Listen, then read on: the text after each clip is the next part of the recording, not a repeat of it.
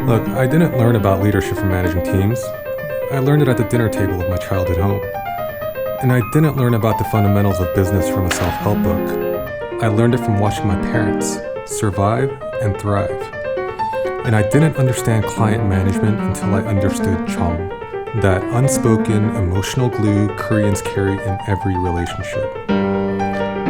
This isn't about cultural pride, it's about cultural programming.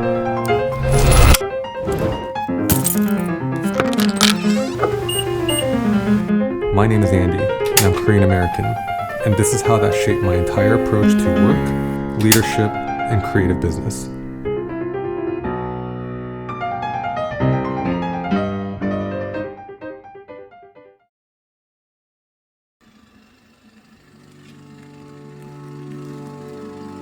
In Korean culture, hierarchy is the underlying foundation in how our culture interacts with each other. It's even embedded into our language.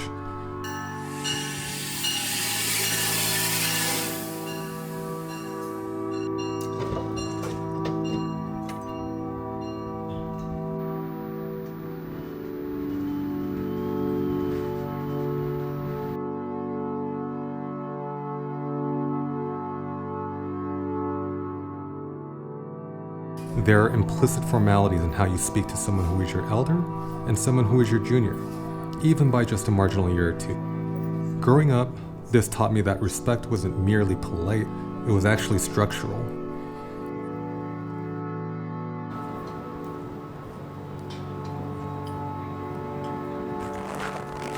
So in my career, that translated into two things.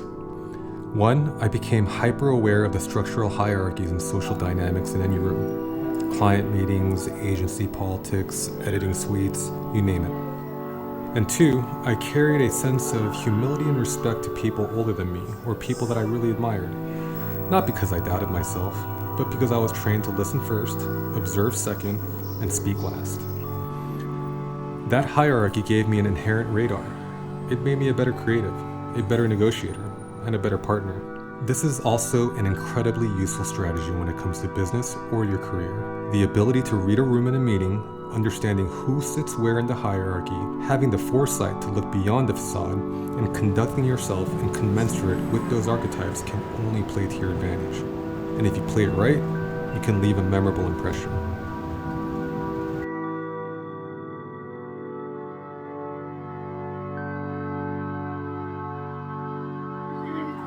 Skill Garrison, Cold Spring, Beacon, and Hamburg, and Poughkeepsie only. Folks, if you're using the e-tickets app, please have your tickets purchased and activated at this time. Please do not wait for the conductor to get to your purchase or activate your tickets. I'm call 554.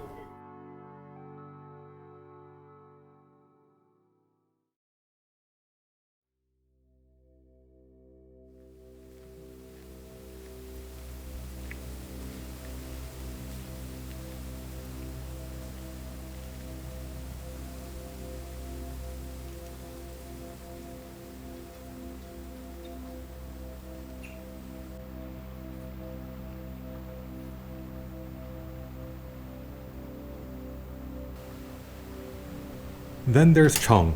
You can't really translate it, but if you know, you know. Jeong is that deep, emotional attachment that forms slowly over time. It's not just love, it's duty, it's patience, it's shared suffering. In business, Jeong taught me this. Success isn't transactional, it's relational.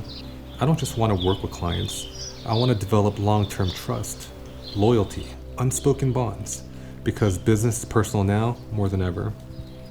Jeong is why I try not to burn bridges, why I protect my team like family, why I've had clients follow me through multiple projects. Because when you lead with Jeong, your reputation will outlive your contract and offer up something intrinsic that sticks. Tap into Jeong, especially the relationships that you value, and not just in your professional life, but your personal life as well.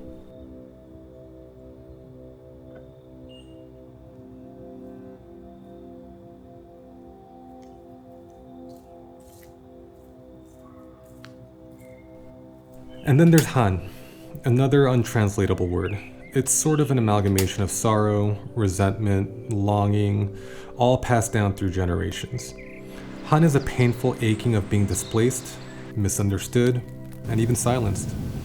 It lives in our art, our food, our music, and it lives in me.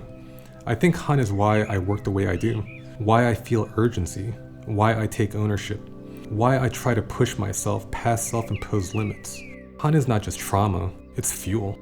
It's why so many driven Koreans that I know tend to be relentless in their pursuits. We're not just trying to succeed, we're trying to redeem something. In Korean culture, and I'm sure in many other cultures, success isn't just personal, it reflects your entire family. Adopting the Western culture does help dilute those expectations, but the embedded cultural instinct always remains. As I got older, the sacrifices of my parents felt like debt being put on my shoulders. And for me, that's a burden I'll happily bear.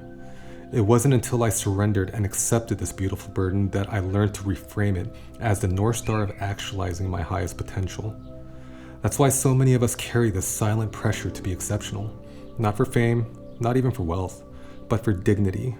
Having an immigrant mindset with the proclivity to consistently push yourself beyond your limits will only yield the ripest of fruits. I built my career not just for me, but to honor the people who never had the chance to. So when people ask me how I lead teams, or how I close clients, or how I stay consistent, it ain't tactic, it's culture.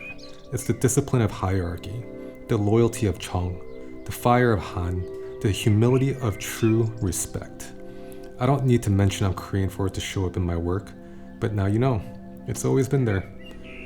If you've ever felt like your culture makes you different, maybe that's exactly what makes you powerful.